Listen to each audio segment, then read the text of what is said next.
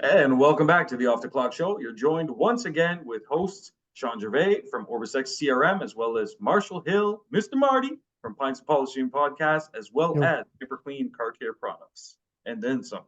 Howdy. How you doing, man? How's your week starting so far? Oh man, we're February and we're in the 60s. You can't beat it. I mean, it's enough right there. Yeah. Us two here, like a different level. Everybody in January had a brutal January. So we're just kind of like, I talked to a bunch of them. Oh, golly, I got to post in the group. So I ran into a local guy. I need to post in the group. I can't believe I forgot.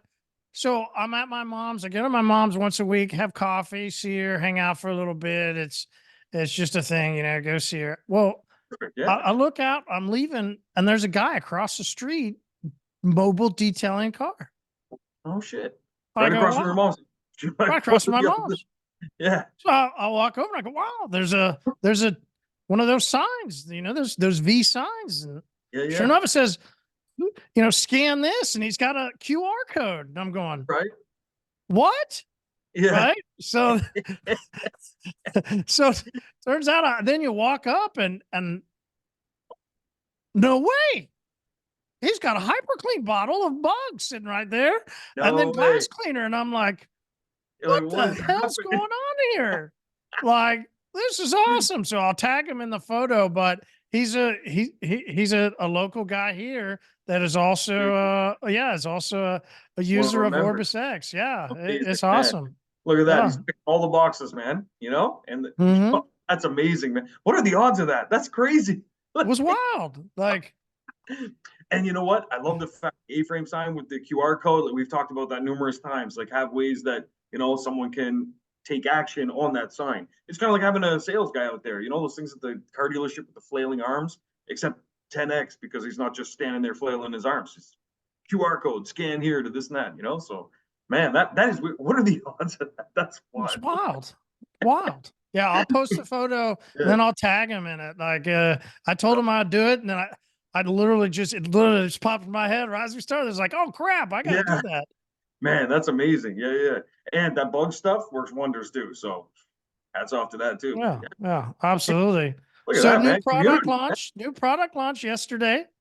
So our carpet system has come out. I'll take just a couple seconds, Yeah. Oh, it's necessary. But for the most part, people can go. We put out a YouTube video. I'm explaining the system. 10 plus years of seeing people clean carpets as a distributor. It comes time now, after, was it 22? We're 21, almost 22 years in just the business of detailing.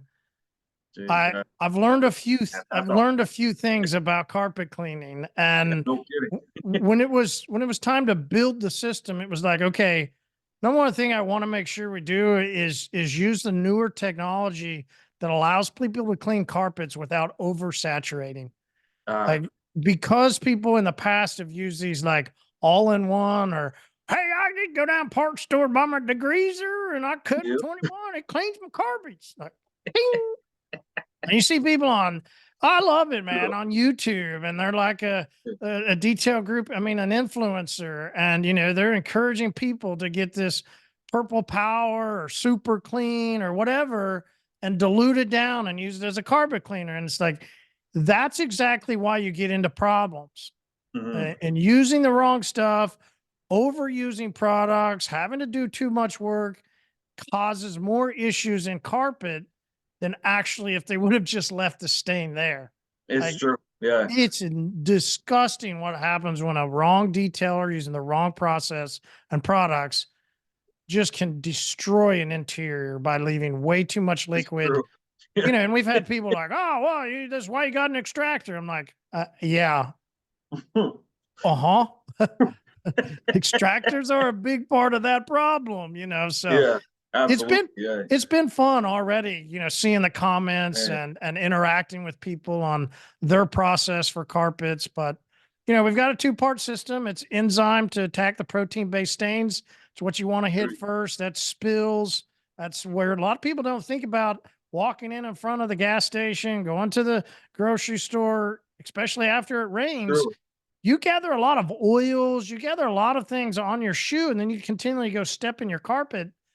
Yep. the enzyme-based cleaner attacks that first, which is the correct process to go after a stain and the overall process of cleaning the carpet. So we start there and then we go to complete, and complete's going to clean the rest of the stains. Now, use extractor, use steamer would be my choice, would be to use the steamer, or inside of the video, I show, a brush wrapped around with a microfiber towel. And, you can generally get most of your stuff out, even with that.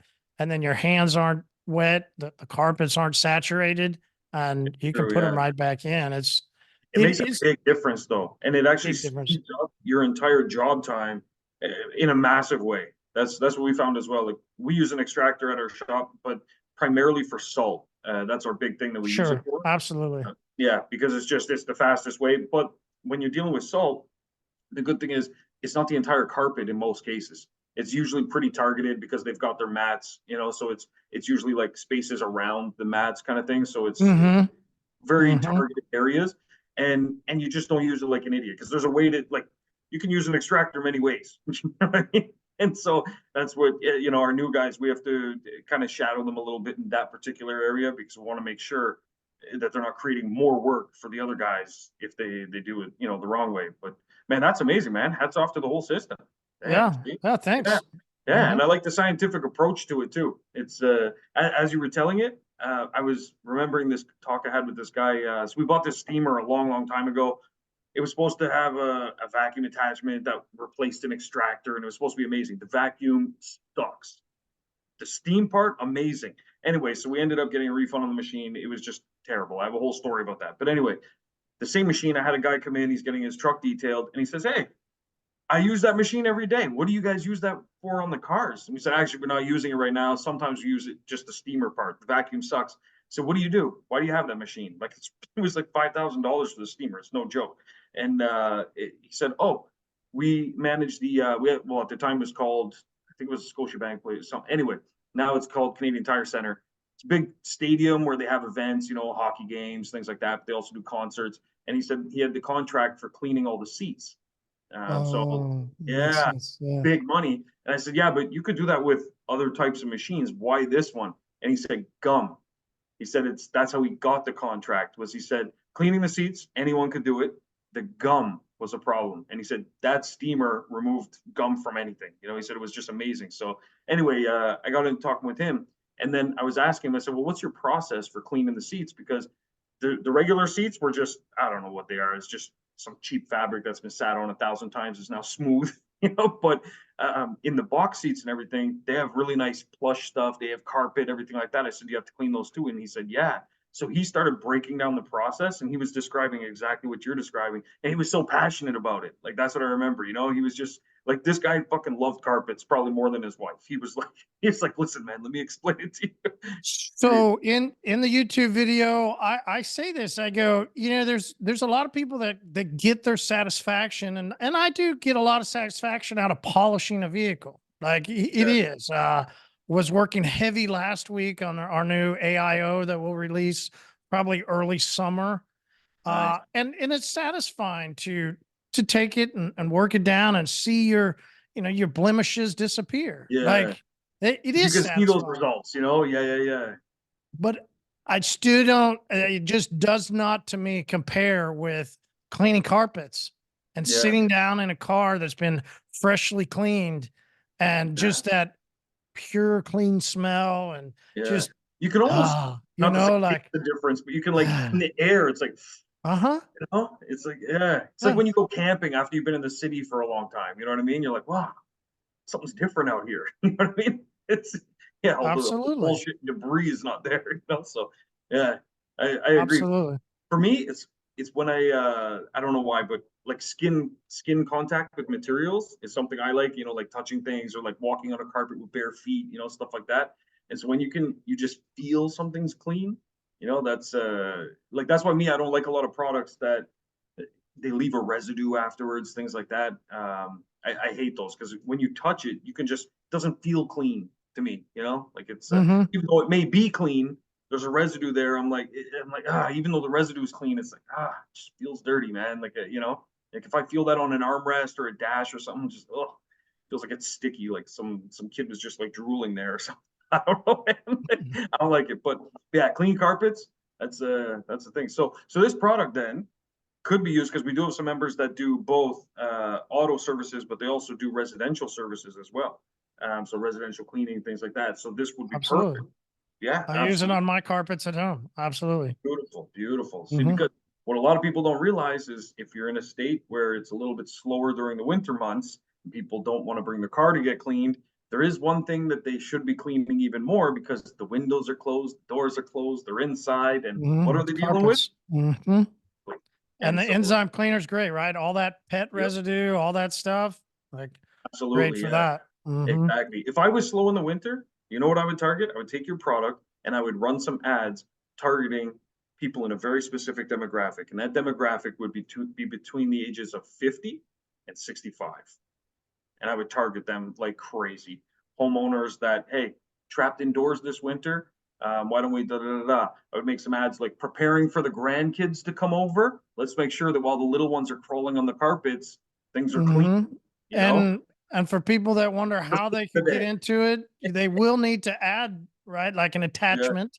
yeah. So my extractor's a Mighty, Okay, and it was nice. that the whatever came after Mighty Light 2. I don't remember. They changed that name to something, but this is about probably 5 or 6 years. No, God, it might even be longer than that.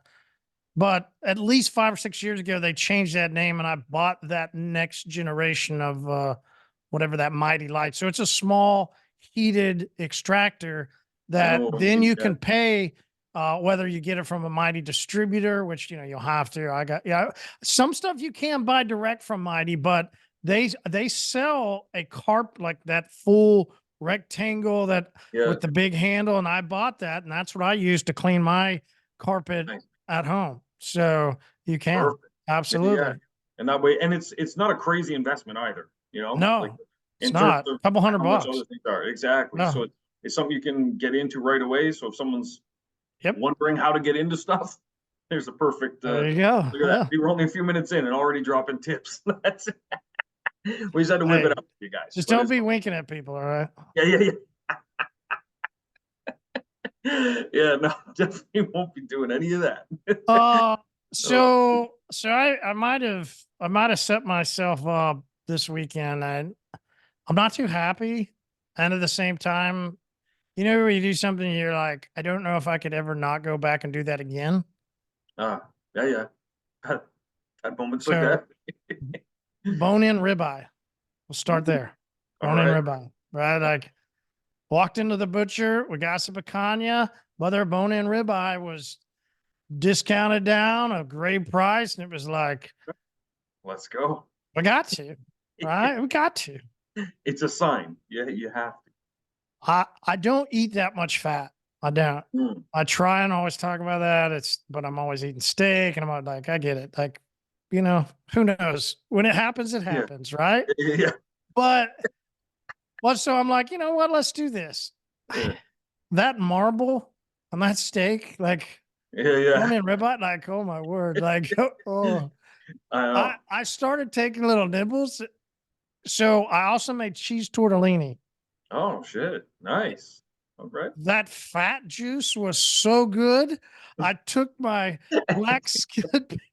I just was like, hold on, we're gonna put some of that. It's got to be Absolutely. in that tortellini. And Yeah. everybody was like, wow, it's tortellini. And I'm like, uh-huh. Uh-huh. Yeah, Yeah. straight fat all over it. Yeah. You bet Like, it's man, good. that slaps. Yeah. Like I woke Yeah. up the next morning because later all that evening I couldn't stop. Literally, I just kept Oh going man. back. And like that next morning, I did one of those like, what did I do? Like Yeah. You're like, I, why? I let the beast out. Like, Like Marshall. no, put him back, put him back. Oh, man. That's one of those moments where you have the angels on the shoulder, and Yeah.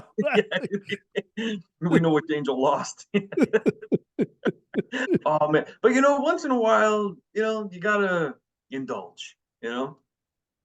That was an adult, like, You're like oof, that was a year's worth. That was man, bone in rib. Yeah, that fat juice was incredible. Like, it yeah, was like butter. It was so incredible. Like, oh, it is, yeah. Oh man, It's funny because we'll do that same process that you just described, but then we'll caramelize onions and mushrooms afterwards in the Oh, that would have juices. been Oh, perfect in that. yeah. Yeah, Oh, that would have been perfect. so good. Damn it. Yeah, Damn yeah. you, Shawn. Damn you.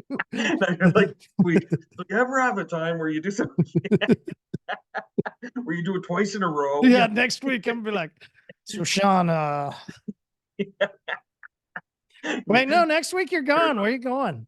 Yeah, so we're going to Mexico. Woo-hoo, Woo! Mexico. Yeah, quick little retreat. Epa. And yeah, I know, right? Yeah, need some. Well, we're getting sun now, but need some higher UV rays. Just put it that way. So yeah, taking some time, and then it's my wife's 40th birthday as well. So we figured mixed staff retreat with birthday party, and life is good. And then so yeah, so we're gonna do a little mix of both.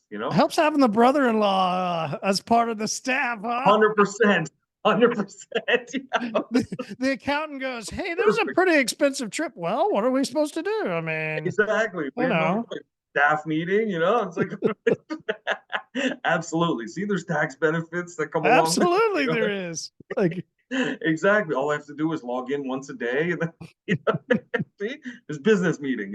But absolutely. So yeah, it's gonna be fun. We went there. I what think part of Mexico? Cancun.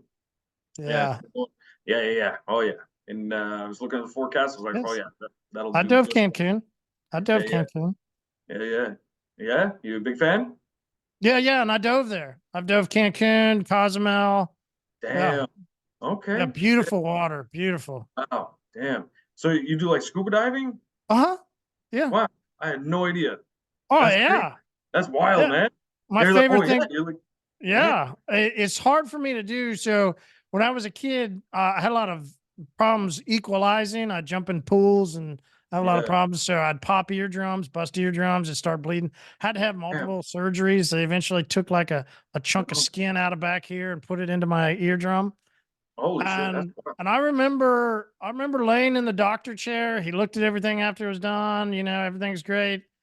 And he always had this, painting and of fish, and he always had sea stuff, and even from at that age, I always loved fish and being Yeah. underwater, and I'd just sit underwater in a pool or something, and Wow. and he goes, "You'll never be able to scuba dive.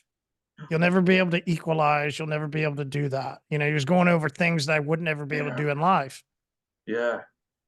So it is one of those things for me that I do go down and every time do one of these, Yeah. like, Exactly. but Take not, those. he saved my ear and he saved me. So I'm not really saying, but Yeah. I'm grateful for what he did. But at the same But time, I imagine go, if you just listened to what he said and you didn't. right.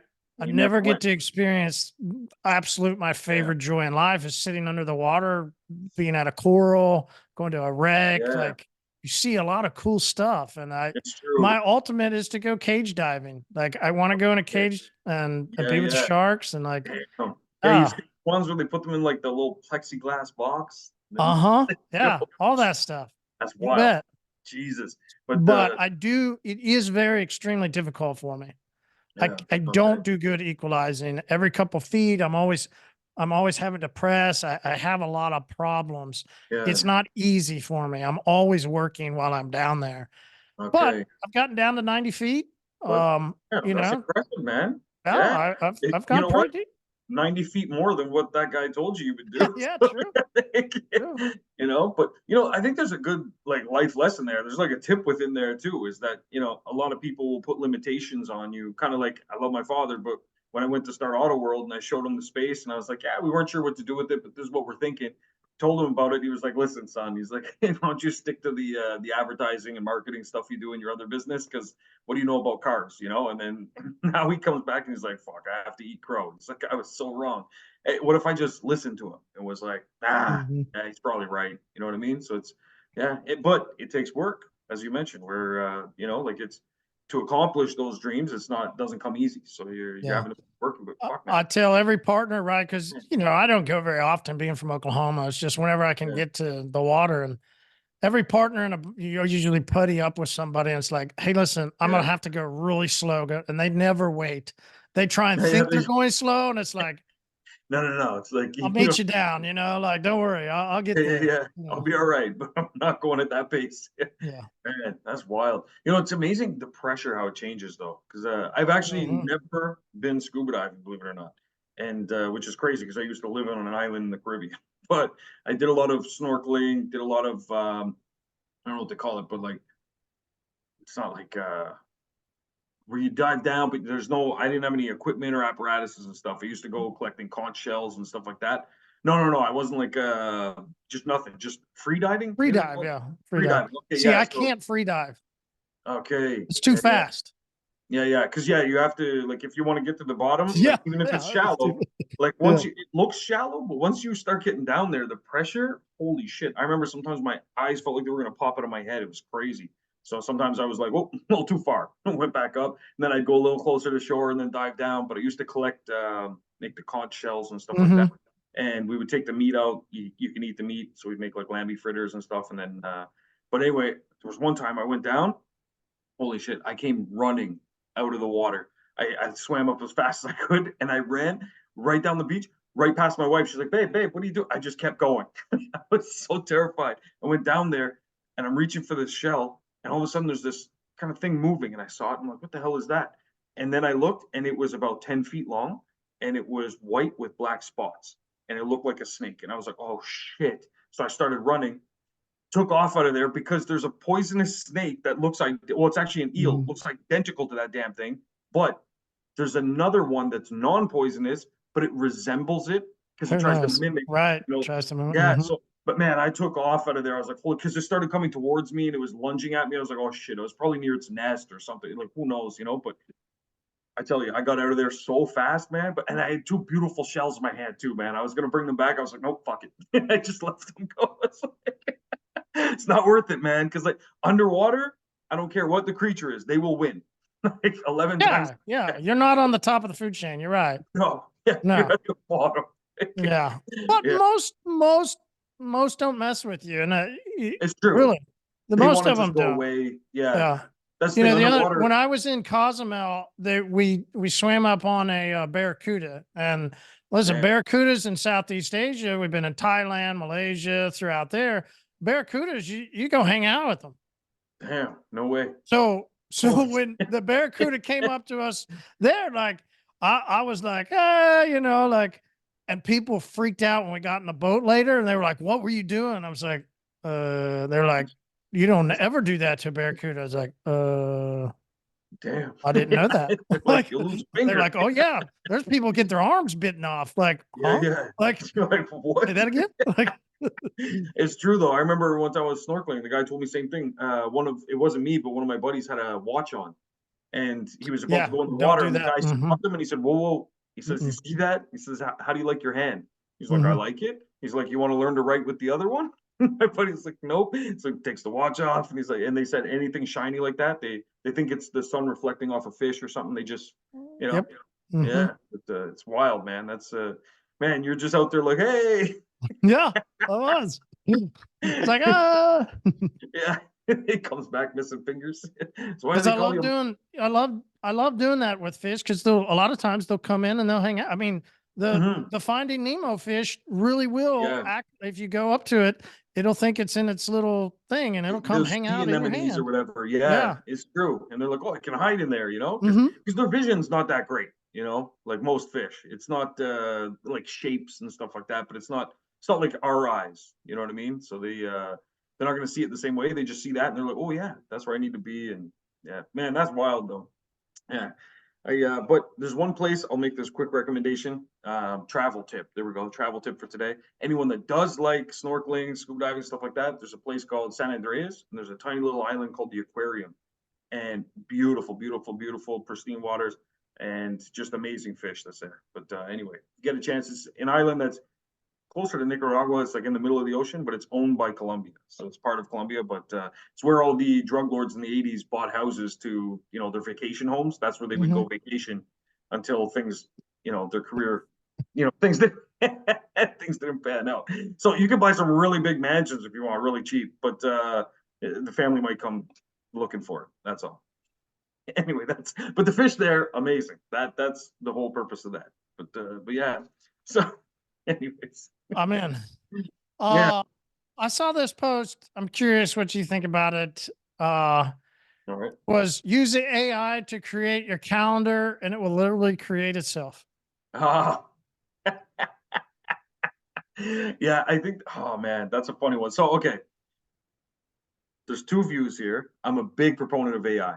I love AI, but you have to understand, I also love things like extractors. And as we just talked about, there's a right way and a wrong way to use an extractor. Similarly, there's a right way and a wrong way to use AI.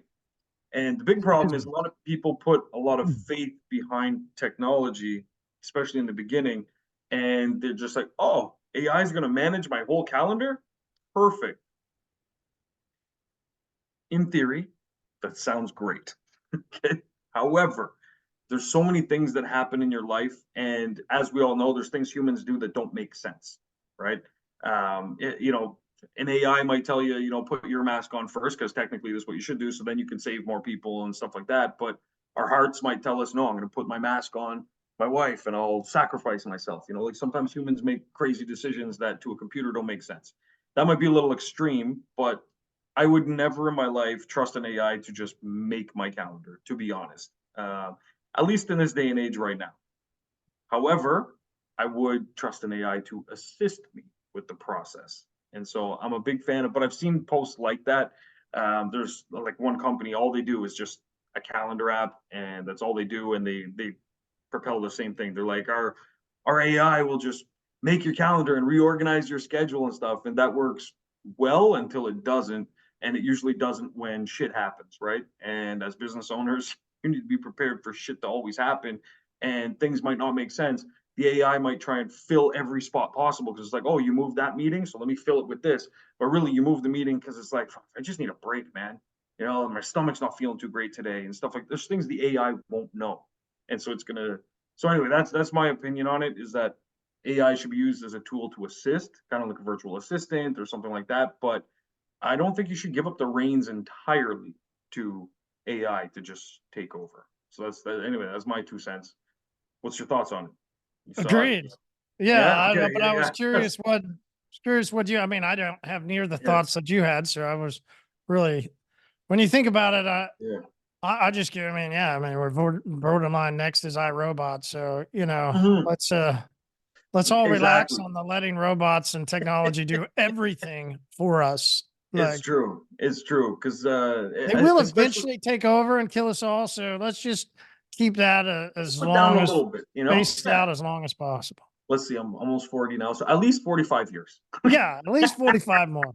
Let's just do some quick math. It's like, oh, maybe the kids, 110. Let's do 110. You know, then do whatever you need to do. But yeah, I think that that's kind of a misconception people fall into with technology is that they think that um, oh, I've got this great technology and I can kind of just remove myself because they look at things like you look at a company like Amazon and oh, they replace a majority of the workers with robots that can go and just fulfill orders and pack things and stuff, right? But there's limitations to things. Like they still have a person that sits at a desk somewhere and the robot retrieves the order and brings it to a human being, and the human being grabs the right things and stuff like that because sometimes things get misplaced or sometimes something's broken that the AI can't detect. It's just a robot that grabs a package. So there's limitations, and that's where I believe more in the cyborg type thing where it's like half human, half machine.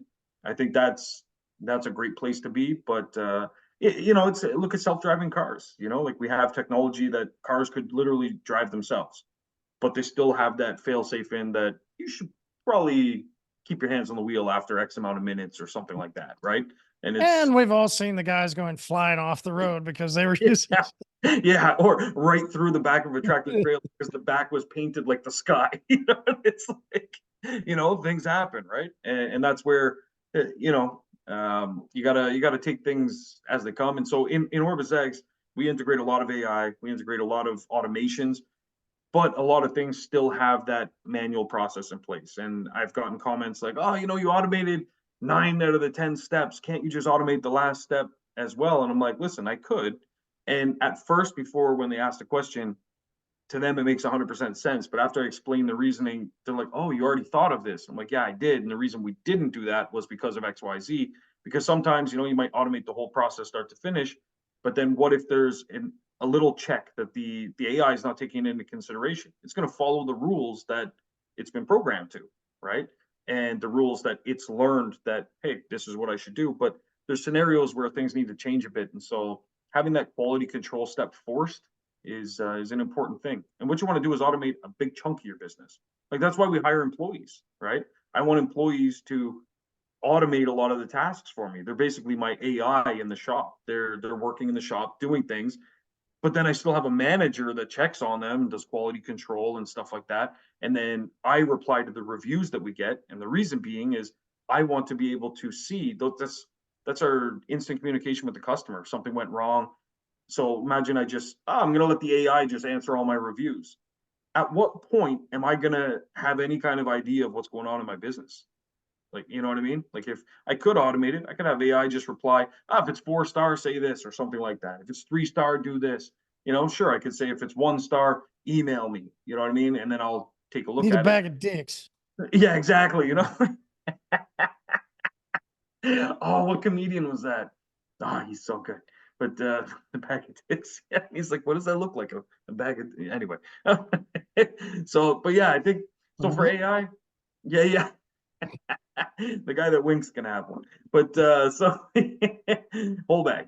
But I think that it's important to use AI appropriately in certain ways, and then still keep an eye on your business. You still want to be involved to some degree. So yeah, for your calendar, like me personally, just how hectic my calendar is, I don't even think the AI could ever do a good job of my calendar because I got to move things around in ways that it's almost faster for me to just literally move things around myself. And then like, what am I going to just trust the AI? Now I have to go and review what the AI did and the changes it made. And like, I'm still checking over it to make sure things make sense, you know?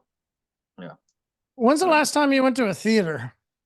Like a movie theater or a theater for like opera type stuff? Movie theater's been a while because I have one in my house. Yeah, that's true. Yeah. And that's what we were thinking this weekend too. After I gave into gluttony, I was being a fat guy on the couch. And I was like, you know, we don't really we haven't seen any new movies. Nothing new. I don't even see advertisements. I'm like, what has happened? All we watch is old stuff like reruns or, you know, the from the theater, but it's now on, you know, Prime or HBO, you know, whatever. Right? I've been rewatching old ones with my daughters because they haven't seen them. So I've seen the movie, but it's been a while. So it's like a refresher, but then also for them, I get to see their reactions to it, you know? So, but yeah, we've been watching old stuff too. Most recent one we watched, which was kind of a letdown, was Lift with Kevin Hart. It's on Netflix. They like rob a plane in the air and something. It's Kevin Hart. Did you really expect much? I mean, no, but it was like below my low expectations. The acting was just terrible in it, and he was trying to like play a serious part in some points, and it was just like, you're the short, awkward, funny guy. Just go with in your lane. Just stay in your lane. You know, yeah. Like I don't need this like heartfelt moment where you and this police officer had a moment and stuff. Like just stop. You know, so it was terrible. So we just spent my brother-in-law, he was watching it at his place, we were watching it here, and we were messaging each other. He's like, yeah, we turned it off after 25 minutes. He said couldn't do it. We didn't make it through the whole thing, but then both of us agreed we'd power through and start it again the next day. And what a waste of time that was. Yeah. See, I'm telling you, it was bad. But yeah, there's nothing new out there. It's nothing new, good. Old stuff. And you know, my daughters at first they were like, why is the quality so like pixelated or something? I'm like, listen, these are movies from like, you know, the 80s, 90s, you know, stuff like that. Things were different, but things are different. One movie you and I talked about earlier was Snatch. You remember Snatch? Yeah, of course. Yeah. Love Snatch. I used to always try and like mimic his accent, I guess it would be called, like when they were doing like the gypsy scenes. I couldn't do it. Can't do it, but yeah, good movies though. Another one that popped back in that I really enjoyed that used to be a favorite of mine is Swingers. You ever see Swingers? Yeah. You're like a bear. You're like a bear. You know, tossing it. Like, such a great movie. Such a great movie. Yeah, but you know, there's a lot of movies that I enjoy. I think it's I think it's ironically weird though that we're in first part of 2024 and I don't even remember Christmas. I mean, Christmas movies are normally a thing for like new releases around, Yeah, the holidays, and we're gonna have this big theater put like virtually nothing. I don't know. It's it's to me, true. it's Yeah, strange. Interesting. it Interesting. is. And I know there's been, I don't know if it's still going on, but there was periods where there was a lot of strikes going on in Hollywood with the writers and stuff like that. But there's a lot of writers out there. You know what I mean? It's a lot of funny people. So I can't, The it can't. right. What is anybody in Hollywood striking for? Come on. Apparently, the Seriously. writers aren't getting paid enough, or maybe they have to work too long hours. I don't fucking know. But Well, yeah, you hear about the UPS strike, that they had, was it earlier last year in 2023, yeah, and it yeah, was a union strike. Well, everything was yeah, supposed to be great and dandy. No, UPS has now come out and firing a massive load. It's yeah. like, They're like, wow, way to oh, go, what's guys! Struck on yeah, one side and got what you woo. wanted, and caused jobs for all these Exactly. other people. Nicely Mhm. done. Exactly. Because what happens is they probably had to innovate and bring in a lot of, automated stuff, or maybe they realized, wow, we were still able to move a lot of packages and make a lot of money with No, half the they had all labor. the demands from the union, so they had to fire all these other people that weren't union. Oh shit. So then wow, so the union really fucked over the other. Oh Yeah, always. damn. Unions suck. And we'll That's get union worker brutal. 789. Hey, motherfucker, you. Okay, man, relax, Billy Bob. Relax. It's true. Like, oh man. Hey, Sean, I've been wanting to know something. All right. While I was sitting on the couch being a glutton, trying to find a good movie, I also sit there and I go, you know what? I need to start a CRM. Well, All I'm going to right. ask Sean. Sean, how do I start a CRM? Yeah. Really simple, man. Is just go online and you can push a couple buttons within maybe, I don't know, 15, 20 minutes. You'll be set up and ready to go. It's really easy. It's really easy, actually. Oh, Yeah. yeah. Yeah, it's like What it's do like I most things charge? in life, Yeah, and yeah, so if like business is slow, you can just be like, I think I'm gonna start a CRM, or you Yeah. know, maybe I'll just I don't know, It's build a rocket ironic, ship. right? It's Yeah, hilarious how people will go into groups and go, "Hey, I want to do," and you could fill in the blank, right? yeah, I want to do tint. I want to do PPF.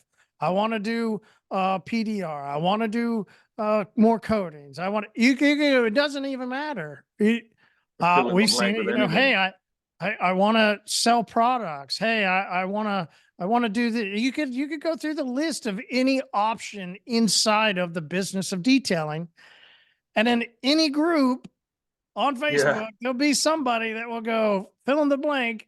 I want to learn this or I want to do this. How do I do it? yep, 100%. Yeah, it's crazy. Like there was even one guy I saw before it, and he had posted. This was maybe 2 years ago. He posted and he said, how do I start a CRM or something?" It was literally that question. Actually, it was similar. It was, how do I start software that can automate everything for my business? And then he came back. I don't know, maybe 3 months later or something, because people tried giving him something. They were like, you should learn coding, you should learn this, that. Anyway, he came back and he was like, I think I'm building something. And then for some reason, he took a shot at me and he was like, I'm going to build something that's 10 times better than OrbisX. I was like, what the fuck? Like, I don't even know this guy. Like, what the hell? Why is he targeting me? Anyway, so that guy put out something that he had tried to resell that someone else had made, and he was white labeling it and stuff, and it just didn't work out. A lot of people think that when it comes to things like CRM or something, it's, I'm going to build this thing and then I'm just going to have thousands of customers, or I'm going to, go to YouTube and learn how to tint, and in 2 weeks, then I'll be up and running, and I'm gonna be the new 5-star tinter in town, and stuff like that. Or maybe they want to start a product. I've seen products too. I've seen people that are like, oh, launching soon. There's a guy that used to be a detailer, and then he's like, launching soon. I got my own ceramic coating coming, or this and that, because What and they about don't the understand how much work is involved in things. what Like about it. the online mentor guys? Like, Oh fuck. Those are exploding now, man. Oh my God. It's like, yeah, I used to be a detailer and now I'm I'm a going to coach, teach you how to do consultant, what and I couldn't do. yeah, exactly. That is blowing up. Oh my God. There's so many of them out there, and it's terrible because a lot of other detailers fall for like their sales side of things in a way, and then they get, pissed off at no results. But the other part of it too is that these guys, I think, the ones that they never even get sales, they weren't selling as a detailer. They weren't very good at sales as a detailer. So they say, oh, well, every detailer I talk to doesn't have a website or something. Maybe I'll just go start a website company. Then they start building websites, or they try to, but they can't sell the websites either. And it's like, look, you're just a shitty salesperson, like, period. Like, it doesn't matter what you're trying to sell. You couldn't sell your detailing services. So you're like, oh, it must be the market. So let me go and sell websites, and can't sell those either. And then you're like, oh, maybe I'll go sell, I don't know, a marketing course or something. You can't sell that either. Like, guys, business takes work. Business takes sales skills. Ultimately, you're in sales, and it's going to be work. It's not going to be easy. And I think that the best thing you can do in 2024, if you're struggling, is level up your sales game big time. Because it doesn't even matter if you get, oh, I'm only getting 3 leads a week. Well, are you closing all 3? If you only have 3, you should be able to spend so much time nurturing those fucking leads that you should close the deal. They reached out to you, they showed a little bit of interest, and then you turn them away. That's what happened. Because if they showed some interest, where did they lose interest along the way? In your sales cycle. And I think that's the problem, and that's why people jump ship, and they're like, can't sell enough coatings. Well, I'm gonna try PPF, or I'm gonna try tinting or something like that. And it's like, guy, maybe you just suck at selling, period. So if you improve that, like if you were good at doing coatings and you like doing coatings, don't give up. Just better your sales game. So that's my 2 cents about it. A lot of people think that things are easy, and you could just push a button. It's like a easy bake oven. How do I start this, or how do I do that? And it's well, it's a lot of fucking work, man. Like, it's like I didn't study in a formal university or something like that to learn coding. I had to teach myself, learn things along the way. And what you see today with OrbisX is a culmination of 10 years of me studying businesses, systems, AI, automation, and all that stuff. It's not an overnight thing at all, but So, I had to be good at selling it. so let me clarify what Shawn was trying to say for my tip. All right. And Sorry. I kind of just, you asked me a question. I'm very passionate about it. I was like, here, hold my beer. I got it from here. So, sorry. It's off the clock, man. Ask your question, you get an honest answer. That's it. All right. So, all right, Marshall, please. Don't, I'm gonna take a back seat now, real quick. Please resume. Jesus. So I mean, and we chatted a little bit before the episode, which is what it was like. So absolutely, it lets you just run with it, because we're on the same page with this. We are. There's one tie-in that I did want to, with the topic of the movies and what goes on in the movie, specifically that movie Snatch, and you'll see some of these movies where they intertwine so many different stories to get to the end of the movie. Yeah. And that ultimately is the answer. What you had said is, hey, whatever it is that you want to do, you can do it. There's just no way to do it. Like one way. You actually will have so many different threads that happen that have to get interwoven in order for everything to get accomplished, no matter what idea you have. No matter what you go, hey, I want to do, and fill in the blank, you can. There's gonna be a lot of pieces. Yeah. There's just, doesn't matter what it is. Understand there's a lot of pieces. There's a lot of stuff that needs to get woven in. The work, which you're talking about, is what nobody really wants to do. Right. Because you'll say that and they'll go, yeah, but, or, okay, well, I just want to, or, okay, but I want, you go, no. Like, no. Gotta let the story play out, man. You gotta let the film start rolling. You've got to get all this, and how you do it is working at this, working at that, working here, working there, 12, 14-hour days, 6 days a week, nonstop. Brick by brick. If that brick by brick, like if that is what you want, the idea that business should be simple and easy, the idea that, hey, just because I want to do something, then I should get some answer from somebody and press a Yeah. button like we joked about, and Yeah. magically it just happens. Easy bake oven. Yeah, it's just like ding. Yeah, because what it is it's actually not answers that they should be looking for. It's a series of questions. So, Yeah. for example, I want to get into tinting. All right. So I want to get into tinting. Instead of how do I get into tinting, you need to sit down and ask yourself what questions you're going to need to ask yourself. Because it's not just, you're not looking for an answer. That one question is, I want to get into tinting. So how much film do I need to start? Mhm. How many different film brands should I carry? How do I set up a plotter? How do I fix a plotter that breaks?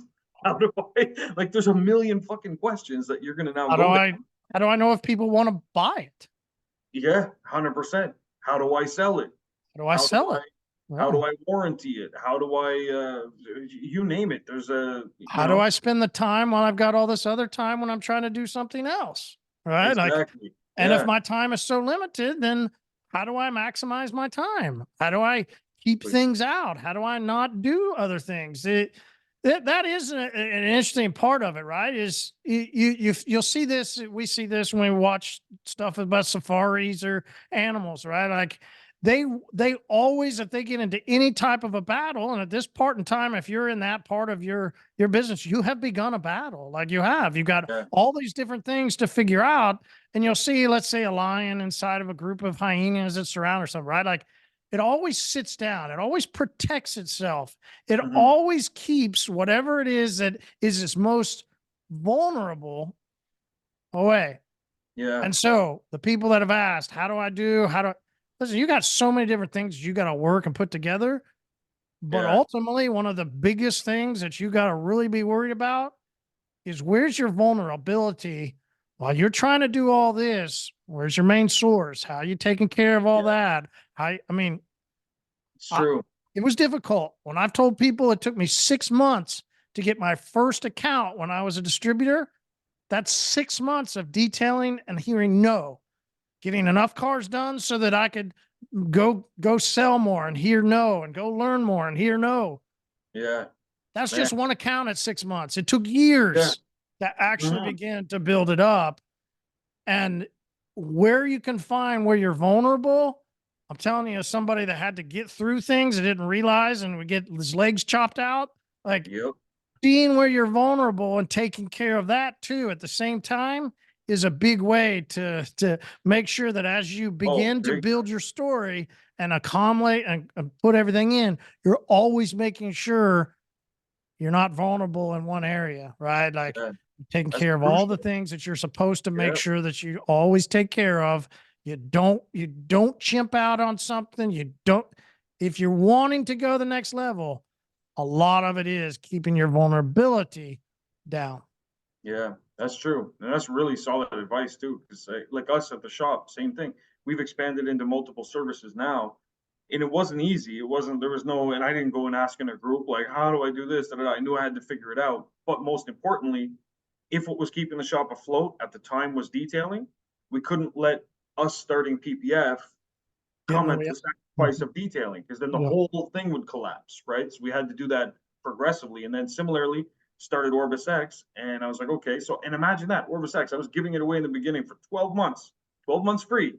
That means that no matter what, I was basically working for somebody for a year for free because they need support, they need help, they need this, that. And so that's where I said, okay, so let me put together some resources. And yeah, it's 12 months free, but now you figure out how to use it yourself, and I'll give you support here and there by email. But no, I'm not going to sit on a Zoom call and this and that, because that would have just crippled everything, right?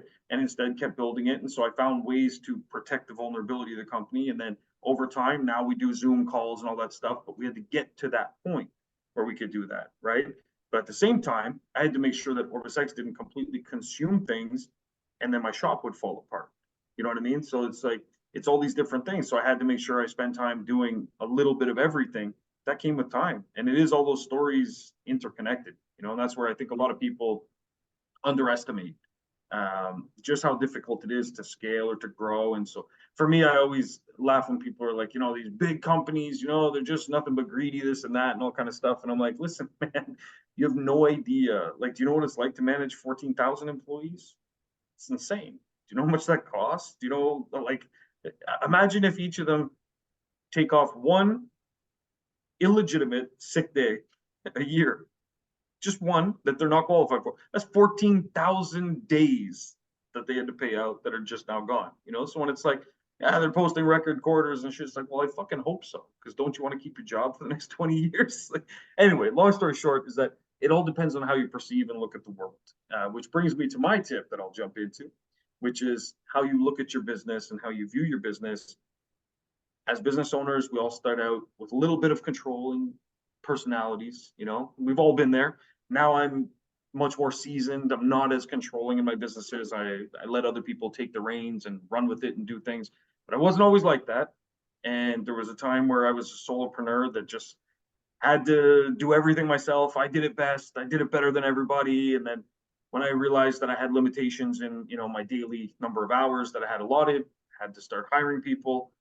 And that was a process that I had to go through. And I had to learn through some bad hiring practices and bad employees and bad company culture that I had to fix and different things. I had to go through that process to learn how to do it properly and how to alleviate tasks off my plate while keep the company rolling and growing, but also innovating and moving forward. And that's where, you know, it's something that I think a lot of businesses struggle in is we want that control, but we want to remove ourselves. Then there's the other side that want to just remove themselves. And I'm just going to have a bunch of subcontractors do everything and just I'll micromanage them and stuff like that. Can be good because you're removing yourself and freeing up your time. But if you're micromanaging them on such a level that you're squashing the creative juices, basically, your company's not going to be able to innovate or improve or become more efficient unless you're the one that continues to have the ingenuities. But if you're not in the trenches, it's going to be hard to understand what needs to happen. So I was listening to this thing we have here at CBC Radio. It's our Canadian Broadcasting Corporation or something. Anyway, it's a radio thing. And they were talking about these playgrounds, and they're called risky playgrounds, and they're in Japan. I have to read this because I don't want to get the pronunciation right. Hanegi Play Park. Probably butchering that. If there's someone Japanese, please correct me after this. But Hanegi Play Park. Anyway, located in Setagaya Ward. It's basically a unique space where kids can go play without supervision of parents. They're encouraged to not have parents be there when they're at these parks. And that sounds like, okay, so they're going to go to a jungle gym and play without parents. But instead of a jungle gym, what they've done is they've put basically items and things there like wood, nails, saws, hammers, a fire pit. They've put various things that over here we might look at and say, that sounds fucking nuts. Like, you're going to let a bunch of kids just go play with this stuff. But what they're trying to do, or what they have been doing since 1970s when they first opened these, is bunch of damn hippies. Yeah, I know, right? Yeah, like, what are they doing? It's too progressive. So they've been having these parks though, and they've had less accidents and incidents at these parks than we have in North America with our safe parks. You know, and a big part of the reason is because kids exercise their curiosity, but they have a decent foundation from home where they're taught, you know, like, look both ways when you cross the street, don't hit people in the face for no reason, you know, like things like this. But also their curiosity causes them to make minor mistakes, and then they learn from them. And they're also more careful with something because they don't have that supervision over them telling them, do it like this, do it like that, where they get, you know, nervous and clam up, and then maybe an accident happens. But this way they're kind of nervous and they're like, let me just try a little bit, see what happens. Is it good or bad? You know, stuff like that. So they'll try using the knife, but cutting something small and going slow, and then they get more comfortable. And so what they found anyways is that these kids were able to actually have a photo. Check this out.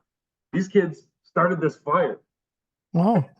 Looks like a full-on fire that like an adult would have started, right? Mm-hmm. These kids started this fire, you know? There's another one here. I got this kid here. He's playing with a knife, and it's actually like a massive, it looks like a machete of some kind. Yeah.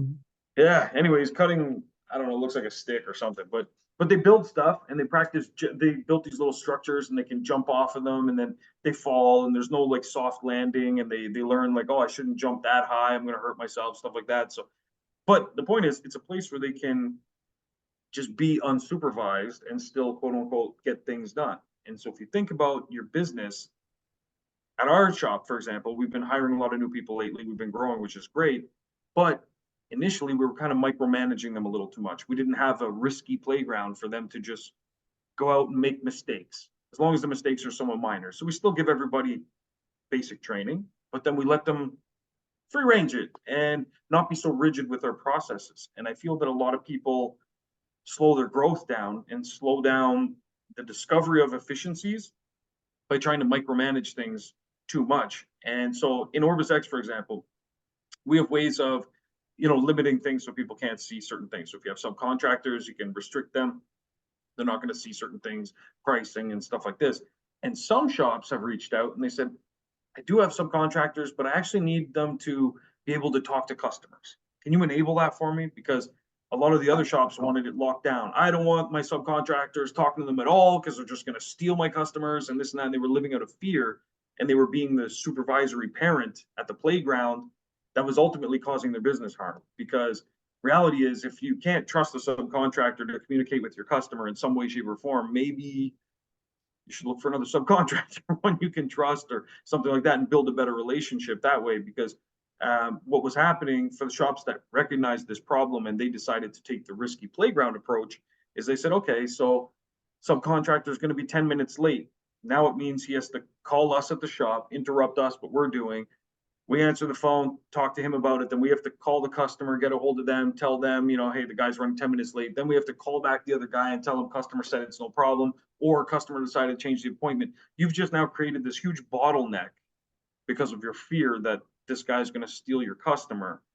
And really, if you built a business that's that fragile, that someone that's under your care and supervision and working with you is able to take your customers away from you. And if it is that fragile, then maybe you should work better on enhancing your services, maybe hire an internal employee or something like that. But basically by removing some of these supervisions and these, things that are, avoiding the risk, you're actually removing the reward. And so we all know that risk and reward. And so that's where I'm encouraging businesses this year, 2024, to take a look at their business processes and your training with your employees, your subcontractors, your relationships, and see how you can create a more risky playground for you to foster that growth, that creativity, and that innovation. Because the other side of that is you're going to squash that creativity from even your own staff, where if you tell them you follow this rule and you clean a car exactly like this, or you apply a coating exactly like this, and if you deviate from that, you're fired. You've now created basically a machine that's just going to literally do it exactly that same way, but they're not now looking for innovative ways of making it faster, better, or implementing their own, flair on it. So really what you've done is created a process that's easily duplicatable by some other business, and you've created a company culture that your employee probably hates and won't want to be there long anyways. So that'll show in their work as well. So anyway, that's something we can learn from risky playgrounds. Just don't cut your thumbs off. You'll be fine. It's what we did as kids, right? You go outside, you play, you fall, you hurt yourself, scrape your knee, get back up, you keep going. But you learn, maybe I shouldn't do that on my bike anymore and do it this way instead, But if we baby people too much, anyway, we end up in problems. Without getting too political, I'll leave it there. Yeah, it could go down a slippery slope. Slippery slope. Very much so. Yeah. In a bad way, in a very bad way. But yeah, so I think 2024 is a time, like we're about to go on our trip, and it's a time where I'm planning out 2024, 2025. I like to set 5-year and 10-year goals and things that I want to achieve and accomplish, but also some short-term ones as well. But I'm really going to be pushing the envelope this year. I'm going to push myself really hard, and I'm setting some pretty big milestones for what's coming. As I see you guys are doing as well. The fact that, boom, you got product launch, and then boom, there's going to be another one you said probably closer to summer. So that's good, man, because that's the kind of innovation that needs to happen in this industry. And so don't worry about AI managing your fucking calendar. And instead focus on other things where you're actually a little more involved. Like you're probably cleaning carpets like a monkey. And so why don't you, talk to Marshall, get some proper product in place and get the complete system. And then you'll be, cleaning carpets the right way. And I'm telling you, that first tip in the beginning was my favorite. And that was just unintentional. Where we were talking about cleaning houses. Man, you get that complete system, you add that into your business. There you go. You want to ask a how-to question? There's the answer, okay? how to, add a new service to my business or this and that. Start with not to say low hanging fruit, but the area with less traction or less friction, sorry. Less friction, more traction. Start there. Start something simple and then navigate into something else. Absolutely. But yeah, awesome, man. Well, this is good, man. And before Valentine's Day, I wanted to talk about some risky business. So there we go. Risky playgrounds. Let's go. That's good. Anyway, man. Yeah. So I'm heading out. I fly out in about 3 hours. So I haven't packed yet. We'll see how that goes. See, I need AI to pack my damn suitcase. There you go. My robot. I'll take care of it. There we go. Please, AI robot. Yeah. Shouldn't say that too loud. We have a lot of devices in the house. It's no joke. I'm getting choked. Anyway, Marty, appreciate you as always, Marshall, and good stuff. So we'll see you next week. Enjoy your trip. Enjoy the tequila. I will. Absolutely. Oh my God. Yeah. I can't wait. Trust me. And no kids this trip. Amazing. Yeah, I know. It's usually every time we travel, we got to bring the kids, but yeah, fortunately, we were able to get people to bring them to and from school. So it's good. Nice. Yeah. And hopefully have fun, man. Have a blast. Yeah, appreciate it. So anyway, we'll talk on the flip side of this. Absolutely. And I look forward to seeing, I haven't watched it yet, so I'm going to go watch that YouTube video while I'm packing. I want to learn more about your system, man. Cool. Sounds good. All right. See you, brother. We'll talk soon. See ya.